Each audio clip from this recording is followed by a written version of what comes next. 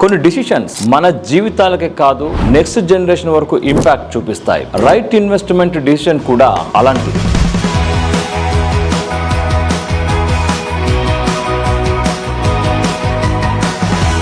ఇప్పుడు మనం చెప్పుకోబోయే ప్రాజెక్ట్ హైదరాబాద్ సిటీలో Isnapur Patancheru near by Mumbai national హైవేకి పక్కన ఓవరార్ కి అతి దగ్గరలోనే ఉంది.